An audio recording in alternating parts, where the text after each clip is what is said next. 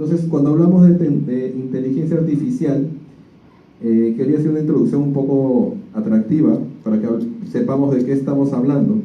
En nuestros tiempos, estamos viendo de que Facebook, por ejemplo, para detectar avisos de información ilegal o con información no adecuada, por ejemplo, para detección en este caso de avisos sobre venta de marihuana ilegal, en el año 2015 lo que utilizaba era básicamente reconocimiento de texto relacionado a eso.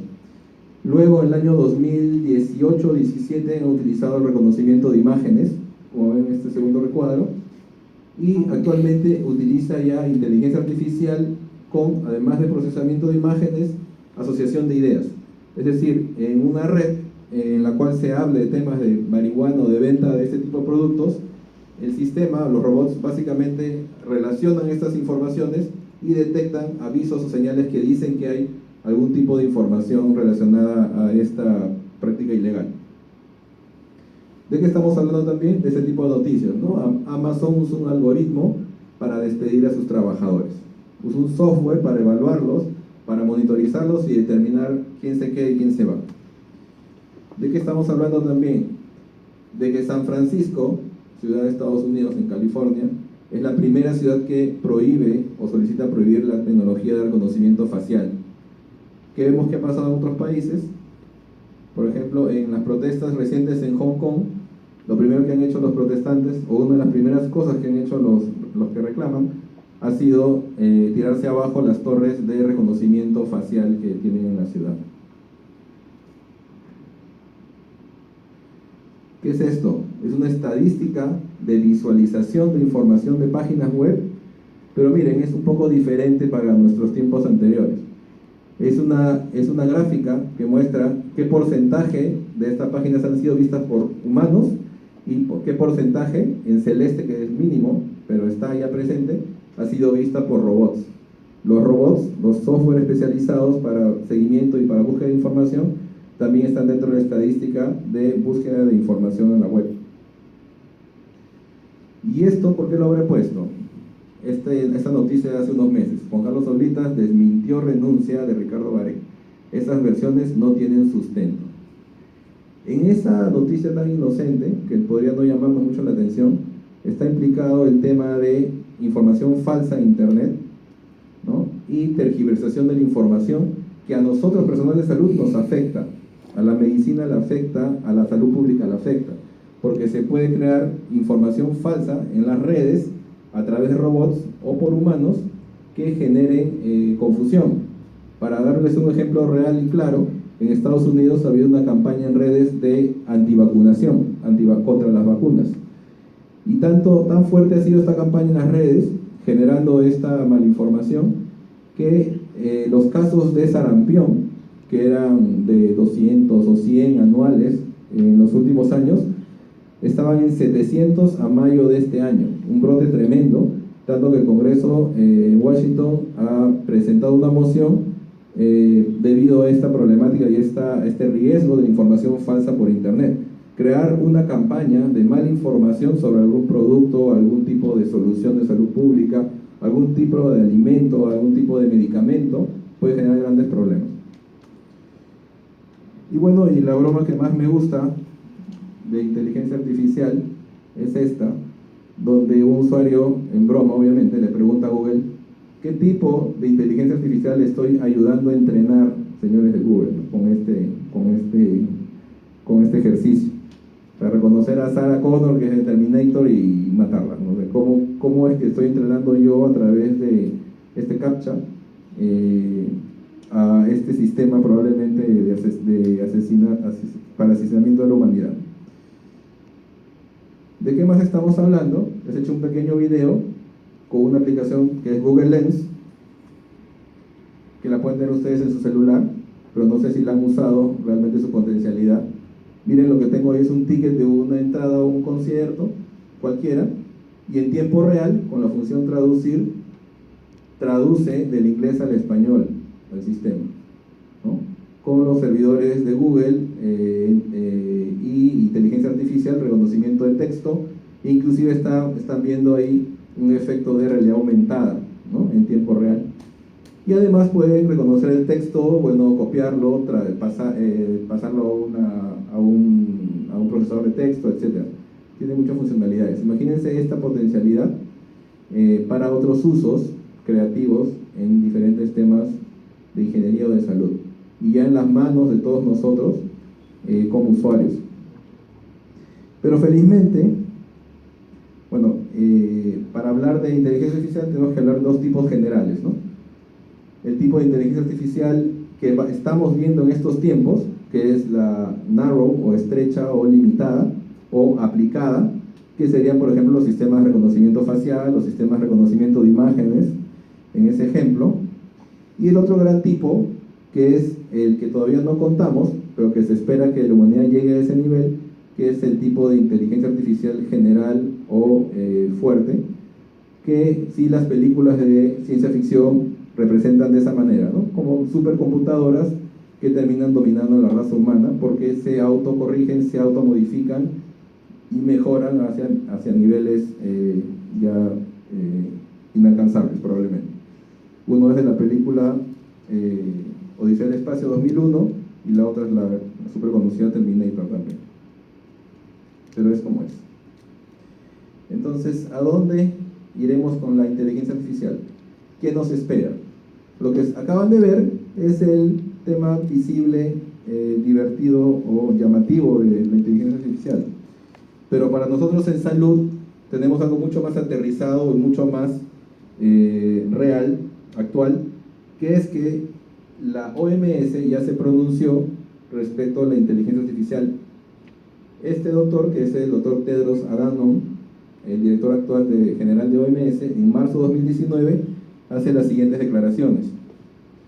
Las tecnologías digitales han cambiado las formas con las que controlamos nuestra propia salud. La inteligencia artificial está siendo usada para darle a los pacientes mejor en su movilidad, administrar el tráfico y desarrollar nuevas medicinas. Machine Learning, que es una variante o un tipo de inteligencia artificial o de desarrollo, nos está ayudando a predecir brotes y optimizar servicios de salud.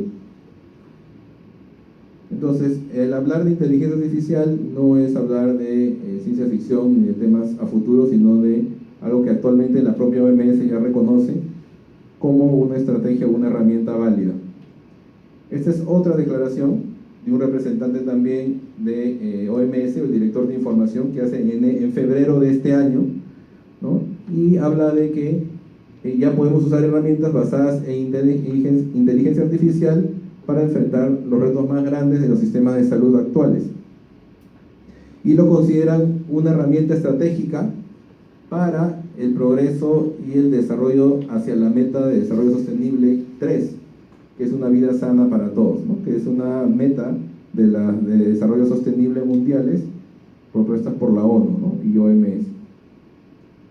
Entonces, con ese, digamos, respaldo, también les digo pues que no son pocas las instituciones y empresas que están involucradas ya en temas de inteligencia artificial, ¿no? Esas son unas cuantas, ¿no? Estamos hablando de universidades, de instituciones, de empresas comerciales y de tecnología, ¿no? Por mencionar algunas.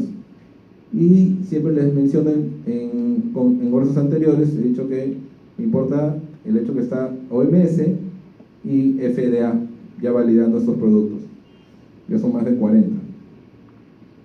Brevemente, inteligencia la definimos como elegir la mejor alternativa para resolver un problema y adaptación al ambiente en general.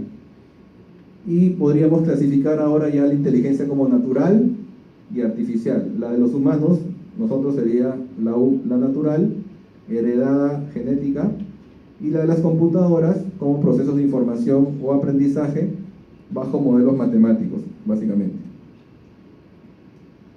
También brevemente, la línea de tiempo histórica es que en el año 56 se creó un poco la corriente y el desarrollo digamos, la disciplina de inteligencia artificial en esta conferencia de Dartmouth con estos protagonistas que son ingenieros computacionales de esa época.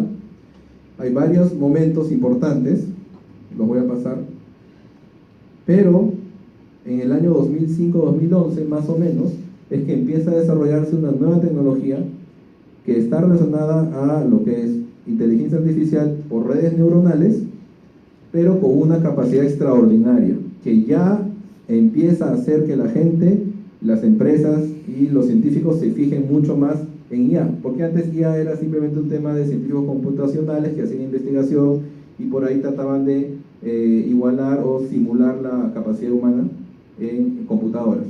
Pero en este momento aparece un hito, que es un concurso que se llama el concurso de visión computacional ImageNet, que en el año 2012 tiene un hito porque un grupo que desarrolló, digamos, un algoritmo para reconocimiento de imágenes muy superior, este grupo se llamó AlexNet, ganó el concurso con gran diferencia de margen respecto a los otros competidores. Los otros competidores llegaron hasta cierto nivel de reconocimiento de imágenes o de capacidad, y este grupo, con esta tecnología de Deep Learning, naciente en ese momento, logra una capacidad extraordinaria de reconocimiento de imágenes. Eso lo ven en este gráfico. Años 2010, 2011, 2012, vemos que hay un acercamiento hacia menos del 25% de error para el reconocimiento de imágenes.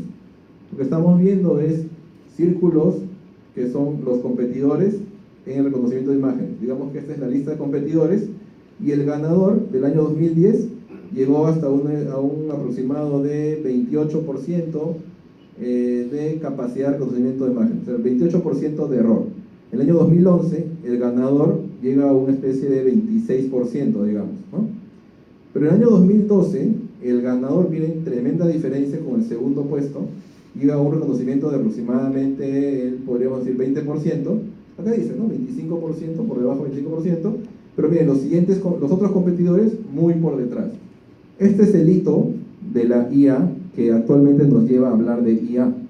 Es que con esta tecnología de Deep Learning se logra una capacidad extraordinaria para el reconocimiento de imágenes en este concurso.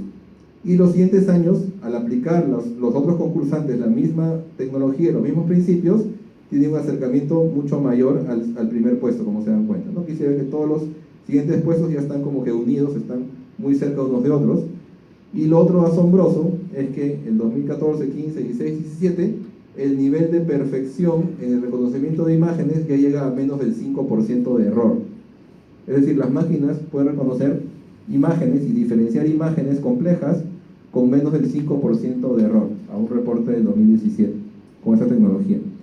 Y con eso es que empezamos, y el mundo empieza a hablar de IA. Si no hubiera pasado eso, les aseguro que yo no estaría hablando en este momento de IA, a la OMS no le interesaría en IA y nadie estaría un poco poniéndolo en las propagandas de los celulares y otros productos. Entonces, ¿qué es lo que hacen? Básicamente es entrenar a una computadora con miles de imágenes para poder diferenciar este tipo de situaciones, que para nosotros es, podríamos decir, relativamente fácil, pero para una computadora es extremadamente complejo, ¿no? Estamos viendo imágenes de un chihuahua o de un muffin, de un quequito. O sea, es un poco confuso, ¿no? Y aquí estamos viendo imágenes de esta raza de perro o de pollo frito. Complejo. Y esto es la cara de un búho o es una manzana, ¿no? Y aquí también, ¿no? Marshmallows o este perro de raza Shiba Inu. Es complicado. Pero no solamente en imágenes, sino también con otro tipo de información podemos alimentar un sistema, un algoritmo, y hacer que este algoritmo pueda de alguna manera detectar o interpretar situaciones complejas o determinar ciertos caminos a dilucidar en temas, por ejemplo, de salud. Para hacerlo en forma resumida, el primer paso en aprendizaje en IA, se crea un algoritmo que puede leer fotos, audios, videos, texto, etc. Este algoritmo es alimentado con muchas imágenes, miles de ejemplos de lo que es patológico, de lo que es, digamos, alterado y lo que es normal. Y una tercera instancia, el software ya ha aprendido y puede aplicarse en otras situaciones posteriores, ¿no? Esto que les digo de forma gruesa es en realidad la explicación básica de lo que constituiría el aprendizaje en IA. Estamos hablando de miles y miles de imágenes que entrenan al sistema. Y como comprenderán, si yo le doy basura al sistema, aprenderá mal. Pero si le doy data valiosa y bien curada, bien, validada, va a tener una interpretación bastante adecuada. Y nosotros en medicina, nosotros no, y lo dijeron hace un momento en el panel, en medicina nosotros no nos valemos por opiniones, ni por expertos, ni por, de repente, algún tipo de comentarios, sino nos validamos, nos valemos de información basada en evidencia, de investigación.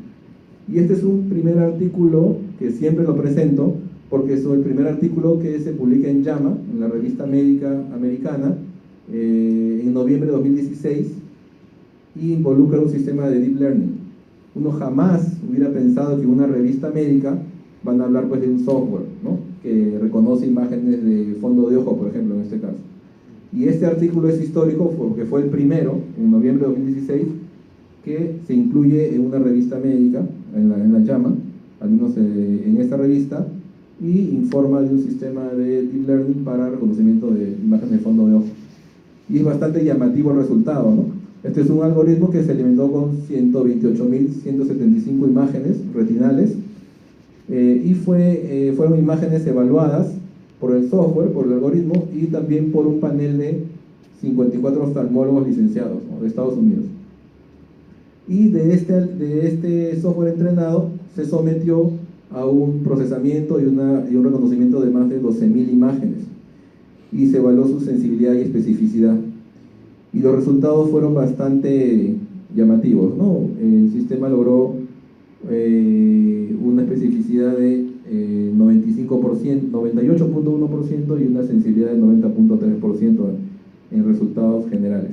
Y estos resultados, a su vez, son muy compatibles con la sensibilidad y especificidad encontrada en el reporte de los especialistas humanos. Esto sí es nuevo, es la primera vez que lo presento, porque es un metaanálisis de septiembre de este año. Recién hace un mes, o poco menos de un mes, se ha publicado. He podido tener acceso a él. Es una revista también muy prestigiosa, llamada Lancet. Nosotros los médicos la conocemos muy bien. Y es la primera vez que se publica un metaanálisis o una revisión sistemática. Un metaanálisis, como muchos de ustedes sabrán, es una revisión amplia de muchas publicaciones y de las cuales se saca una conclusión general. Un metaanálisis tiene mucho más peso de evidencia que un artículo independiente, un artículo individual. Y este es un primer metaanálisis sobre resultados obtenidos con sistemas de deep learning en imágenes comparados con la de los especialistas humanos. Y en este metaanálisis también los resultados son dramáticos en el tema de sensibilidad y especificidad, pero hay unos comentarios que les quiero hacer y tal vez es lo más valioso que les puedo traer hoy día en esta charla. Este primer metaanálisis ha revisado estudios publicados desde enero 2012 hasta junio 2019. Se han identificado 31.587 estudios, de los cuales se ha depurado hasta encontrar los validados para el resultado final. ¿Qué es lo que concluye? Concluye que, y acá lo pueden leer, el performance de las soluciones basadas en Deep Learning para el diagnóstico es equivalente al de los especialistas humanos. Entonces, con ese comentario, con ese resultado, pues todo el mundo salta en un pie y dice, bueno, ya tenemos la solución para todos nuestros problemas de diagnóstico. Y no es así, porque hay que leer un poco más. Lo que también concluye este metaanálisis es que el informe generado, es decir, el informe radiológico, el informe médico, el informe diagnóstico generado por estos sistemas es limitado actualmente. Es decir, una máquina no genera un reporte tan específico y tan amplio como lo hace un médico. La máquina le puede decir hay o no hay, es o no es, pero no te especifica la complejidad que tiene el diagnóstico o qué tipo de adicionales ve en el reporte. Y esto es limitado, como lo menciona, para la evaluación posterior de los pacientes, por lo que se espera la aplicación de nuevos estándares. Pues como ustedes saben, todo en tecnología progresa a mejor, a mayor y a más potente, pero actualmente es lo que tenemos. Tenemos un resultado dramático y muy bueno en el tema de capacidad de reconocimiento y de sensibilidad y especificidad, pero todavía hay otros bemoles en el trabajo médico real que tenemos que reconocer y saber medir y entender. No podemos juzgar solamente por la primera parte del resultado todo lo que significa inteligencia artificial en salud o en reconocimiento de imágenes. Aquí les voy a mencionar básicamente en qué áreas de la salud pública o de la salud en general podemos aplicar inteligencia artificial o podría aplicarse inteligencia artificial. Uno es, por ejemplo, en acciones preventivas usando factores de riesgo, ¿no? Por medio de análisis de historias clínicas puede evaluarse de forma masiva la información médica de los pacientes y poder prevenir por los factores de riesgo reportados o registrados qué pacientes estaban en riesgo para ciertas patologías o ciertos problemas de salud. Y eso es un tremendo ahorro en salud pública. También ya se han desarrollado, y estas imágenes, todo lo que ven es real evidentemente, esta es una imagen de un mapa epidemiológico creado en Inglaterra por una empresa, que no voy a mencionar por no ser promotor de alguna empresa en especial, pero han hecho un mapa epidemiológico de factores de riesgo también a través de un sistema de inteligencia artificial, ¿no? Nosotros podemos hacer evaluaciones de salud poblacional a través de IA. Ya es real, ya es viable, es cuestión de tener la data y de organizarlo. Tamizaje y consejería preventiva. Imaginen, como ven ahí en la animación, en el corte, que con un sistema embebido en un celular yo puedo hacer un reconocimiento de una lesión propia mía en mi casa que es sospechosa y determinar si es que debo asistir a una consulta especializada o no, o cuál es la ruta a seguir con la lesión que estoy presentando. Y solamente hablando de dermatología, pero existen muchos más ejemplos para tamizaje, ¿no? Para imagenología, tuberculosis y otras más que pueden ir conociendo en el futuro. También nos permitirá o nos permite la administración de demanda y tiempo, por lo que llamamos la hospitalización inteligente, ¿no? Las tablas de administración de información asistencial que van a permitir administrar mucho mejor los espacios y los tiempos hospitalarios.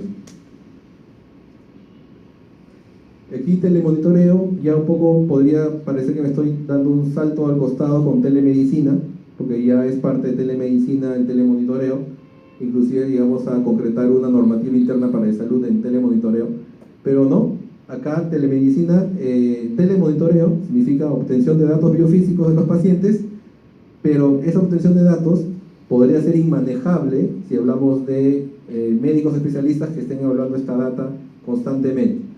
Pero si hablamos de un sistema de IA que hace una primera integración y tamizaje de esa información, estamos hablando de un mucho mayor alcance de este tipo de solución que es el telemonitoreo. Es decir, yo puedo monitorizar a muchos pacientes y hacerle seguimiento de forma mucho más precisa a través del telemonitoreo con asociación a IA, a inteligencia artificial. Seguimiento personalizado de enfermedades crónicas, también, ¿no? Pacientes ya crónicos con ciertas patologías pueden registrar y tener seguimientos personalizados. La documentación y registro con sistemas de reconocimiento de voz también es una realidad en algunos software. Ahí lo comenté en una mesa anterior, el hecho de darle un poco más de tiempo al médico en tratar al paciente o ver al paciente en vez de digitar una historia digital, de tipearla por medio de reconocimiento de voz, es algo que ya significa demasiado en aporte a los servicios asistenciales por medio de IA. El complemento también para la disquisición clínica. Yo tengo un software que me ayudaría a restringir o ampliar mi criterio sobre las posibilidades diagnósticas de los pacientes como herramienta complementaria, ¿no? Muchos colegas se pueden sentir un poco ofendidos diciendo por qué una máquina me ayudaría, pero bueno, ya lo hacemos. En realidad no se llama IA, pero se llama CAD, se llaman calculadoras de valores biofísicos, calculadoras de de información clínica. Entonces esto es solamente una herramienta más para la disquisición. Como complemento administrativo también. Y lo que tal vez todos han visto desde el principio, y es lo más evidente, es para el diagnóstico, como mencioné en los artículos, ¿no? El diagnóstico para diferentes patologías o enfermedades podría hacerse a través de sistemas de inteligencia artificial, pero no en reemplazo al especialista, sino como un primer nivel de tamizaje. Y en nuestro país se hace inteligencia artificial, han habido logros, han habido iniciativas, pues sí, ahí las están viendo. Una de las más recientes es este grupo de estudiantes de diferentes universidades públicas y privadas, UTP, San Marcos, UNI y otras más, tuvieron en primer lugar en un concurso internacional de inteligencia artificial de Latinoamérica y el Caribe, ¿no? PCM un poco los reunió en primer lugar, tuvo un primer concurso, y luego un siguiente nivel lo ganaron también a nivel internacional. Ellos desarrollaron un algoritmo para reconocimiento de imágenes, por ejemplo, en radiología. En Cayetano, el doctor Milko Simic, que tengo el gusto de conocer, ha desarrollado también algoritmos, por ejemplo, para detectar anemia en los niños a través de digamos, la vascularidad en el párpado. Una forma de detectar anemia por tamizaje sin necesidad de hincar, de obtener sangre ni obtener muestras de los pacientes, lo que puede ser un poco más dificultoso.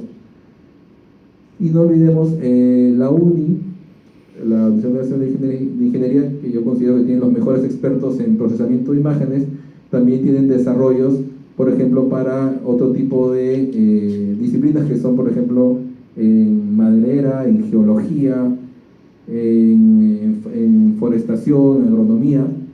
He tenido la oportunidad también de conocerlos y lo que sucede es que simplemente ellos necesitan el insumo del área especializada para trabajar estas soluciones.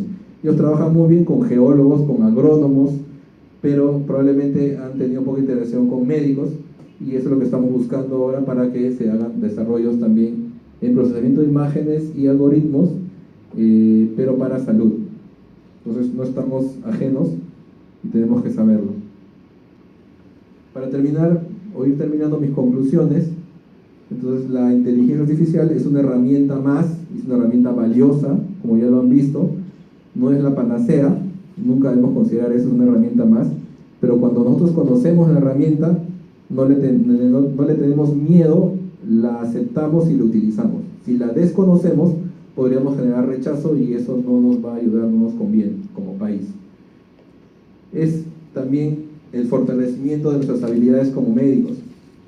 Podemos llegar a mayor población sin necesidad de mermar la relación médico-paciente y mirando una medicina personalizada.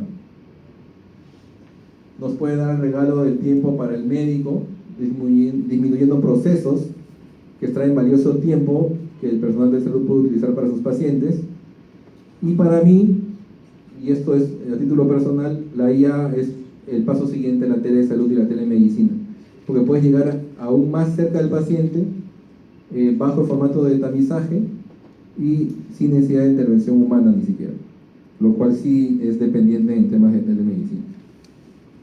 No olvidemos, y debemos saber, si tenemos colegas ingenieros aquí o amigos ingenieros, evidentemente la data en IA es muy importante. Los algoritmos son importantes, pero la data como insumo lo es más. Es decir, tener un sistema, un algoritmo muy bien desarrollado, pero con poca data en entrenamiento, probablemente no sea una buena solución. Pero un buen algoritmo con gran cantidad de data e información es una mucho mejor solución y más confiable, y eso ya está demostrado. Por eso que se sabe que ahora la data es algo muy, muy valioso. Y por eso va este último comentario, ¿no? Consideremos la donación, pero yo no hablo de donación de órganos ni de sangre, sino hablo de la donación de data. Probablemente si a uno de nosotros en la calle mañana nos preguntan: señor, ¿usted daría su información médica anonimizada, es decir, anónima, la daría para poder hacer desarrollos, para hacer software, para hacer otro tipo de productos? Probablemente muchos dirían no. ¿no? Porque esa es la reacción natural, no, no quiero, no gracias, no me gusta. Pero en realidad ya se piensa que si nosotros donamos la data, obviamente de forma anónima, lo que vamos a hacer es incentivar y alimentar el desarrollo de sistemas más precisos y más valiosos para la salud. Por lo menos tengámoslo en cuenta para el futuro. Y bueno, esta es una animación también cortita. Esto no es IA, es IN, ¿no? No es inteligencia artificial, sino inteligencia natural. ¿Cómo podemos, por ejemplo, en salud pública evitar la contaminación al salir del baño? Simplemente uno puede abrir la puerta solamente si es que pone la mano en el desinfectador. Esta es una solución que no es inteligencia artificial, pero es inteligencia natural y no debemos dejar de utilizarla, no lo olvidemos. Bueno, y esos dos pensamientos finales, solamente para despedirme. Todos tenemos máquinas del tiempo, las que nos llevan al pasado se llaman recuerdos y las que nos llevan al futuro se llaman sueños. Y nunca olvidemos que cualquier interfaz o software es humano si responde a nuestras necesidades como humanos, pero además es respetuoso o respetuosa de nuestras debilidades. Gracias. Muchas gracias, doctor Juan Carlos Bartolo. Un aplauso, por favor, para él. Por favor, invitamos a pasar a la sala 1 del primer piso para empezar con la